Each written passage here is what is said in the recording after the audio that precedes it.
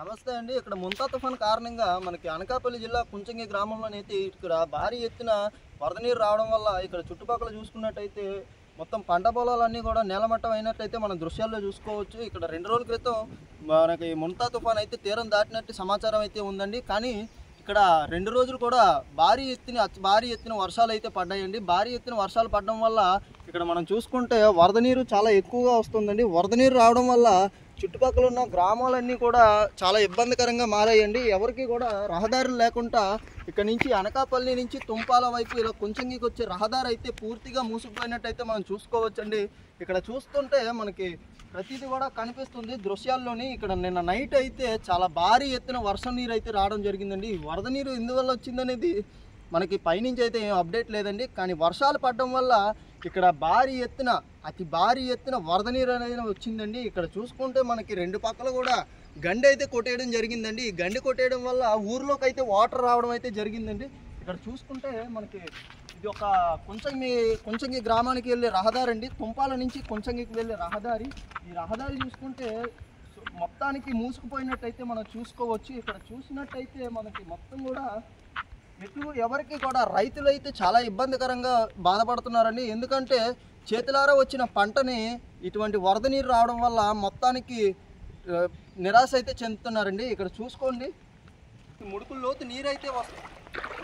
ఇక్కడ చూసుకున్నట్టయితే మనకి ముడుకుల లోతు నీరైతే వస్తుందండి. ఇక్కడ చూడండి, పంట పొలాలు ఏవి కూడా కంటికి కనబడకుండా మొత్తానికి నేలమట్టం అయితే వేయండి. నీటిలో మొత్తానికి మునిగిపోయి ఇక్కడ మనకి ఇక్కడైతే వరిసేను అయితే వేసారండి. వరిసేను ఒకటి కూడా మనకి బయటకు కనబడట్లేదండి. ఇక్కడ చూసినట్టయితే మొత్తం కూడా మొత్తానికి మునిగిపోయి పంట అనేది లేకుండా అసలు రైతులు చాలా ఇబ్బందికరంగా ఉండే పరిస్థితి అయితే కనిపిస్తుందండి. ఇక్కడ చూసుకున్నట్టయితే ఇక్కడ తుంపాల నుంచి కుంచంగికి వెళ్ళే రహదారి అండి. ఇది రహదారి చూసుకుంటే ఇక్కడ మనకి ముడుకుల లోతు నీరు అయితే కనిపిస్తుందండి. ముడుకుల లోతు నీరు వల్ల ఇటు సైడ్ ఎటువంటి వాహనాలు కానీ జనాల్లో రాకపోకలు కానీ పూర్తిగా నిషేధం అయితే చేశారండి. ఇక్కడ మనకి రూరల్ పోలీస్ నుంచి అయితే ఇక్కడ మనకి ఎస్కాట్ కింద కూడా వస్తున్నారు.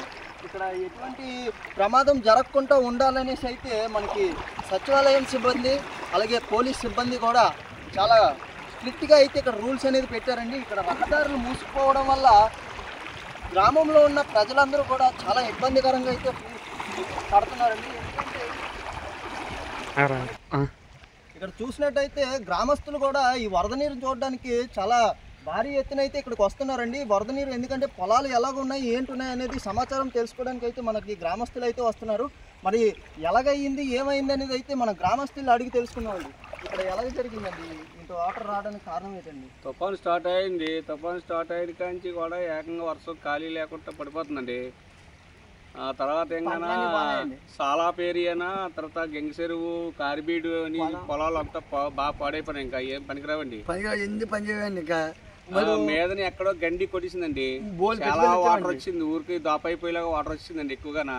పెట్టుబడులు ఇచ్చామని మళ్ళీ ఇక్కడ ఈ వరద నీరుని అరికట్టే ఇక్కడ ఏమి గడ్డ కొట్లు కూడా దగ్గర 2-3 దగ్గరలో మీదెళ్ళి పారేసి కొట్టేసిందట. రాత్రి మీద వెళ్ళి దాన్ని బస్తాలు వేసి అడ్డారండి. మరి ఇక్కడ నిన్న నైట్ మనం చూసుకున్నట్టయితే ఇక్కడ పోలీసులు అయితే నైట్ అయితే ఇప్పుడు ఉన్నారండి పోలీసులు. ఎవరు కూడా వెళ్ళడానికి భయపడిపోతున్నారు. ఓకే, మీకు గ్రామం నుంచి సచివాలయం సిబ్బంది కానీ పోలీస్ సిబ్బంది కానీ మీకు ఎటువంటి సహకారం చేస్తున్నారా? చేస్తుండ్రు. వాళ్ళు వచ్చి జనాల్ని వెళ్ళకుండా బాగా అడ్డుపడి ఉంటుండ్రు. ముంతా తుఫాను స్టార్ట్ అవ్వడానికి ముందు రోజు మనకి గ్రామంలోకి వచ్చి సచివాలయం మొత్తం అందరికి కూడా జనాలందరికీ కూడా చెప్పారండి. ఓకే, ఇక్కడ చూసుకున్నట్టయితే మనకి గ్రామస్తులు ఇచ్చిన సమాచారం మేరకు ఇదంతా కూడా వరద నీరు అయితే చాలా భారీ ఎత్తున వస్తుందని పంటలో గెంగచెరువు, కార్బీడు, సాలాప ఈ 3 దృష్టిలో పెట్టుకోవాలండి. బాగా కొంచెం ఏరియాలోనే చూస్తుంటే ఇక్కడ మన గ్రామస్తులు అయితే బోరున చెప్తున్నారండి. ఇక్కడ పంట పొలాలు అయితే పూర్తిగా నాశనం అయిపోయినట్టయితే మనకి ఇక్కడ గ్రామస్తులు రైతులు చెప్తున్నారండి. ఈ విధంగా ఇది దృష్టిలో పెట్టుకొని మరింత ఇక్కడ ఏమైనా ఆనకట్లు కానీ లేదంటే ఎటువంటి నీళ్ళని దారి మళ్లించే ప్రయత్నం అయితే ప్రభుత్వం చేయాలనేసి అయితే మేము కోరుతున్నామండి. ఇక్కడ చూసుకుంటే మొత్తం అంతా కూడా ఏది కూడా అసలు కనిపించట్లేదండి. నీరే కనిపిస్తుంది. ఈ నీరు మట్టం అయిపోయిన పొలాల భూమి సంగతి రైతుకే తెలుస్తుందండి. ఎందుకంటే ఒక రైతు ఎంతో కష్టపడితేనే కానీ మన చేతికి పంట అనేది రాదండి. మనకు తినడానికి తిండి కూడా దొరకదు. ఇది మన దృష్టిలో పెట్టుకొని ఇటువంటి తుఫాన్లు వచ్చినప్పుడు మనం ఎలా ఎదుర్కోవాలి ఏటనేది మనకు ప్రభుత్వం నుంచి కూడా మనకి ఊర్లో అనేది గ్రామాల్లోని మనకి సాటింపులు వేసి ఇటువంటి వాటి మీద అవేర్నెస్ చెప్తే మటుకు రైతులు ఇంకా మరింత కోలుకునే శక్తి అయితే ఉంటుందండి. వాళ్ళకి ఎలా కాపాడుకోవాలి, అలాగే వీళ్ళకి వచ్చే వాటర్ని దారి మళ్లించే అదే ఈ ఎదురుల గడ్డ ఏదైతే ఉందో దీనికి నీటి మళ్లించుకునే దీన్ని గడ్డనైతే బాగా అభివృద్ధి చేసి పంట పొలాలకు ఇబ్బంది లేకుండా శుభ్రంగా వెళ్ళిపోయేటట్టు అయితే మనం చూసుకునేలాగా గ్రామస్తులు అయితే చెప్తున్నారండి. Okay, cameraman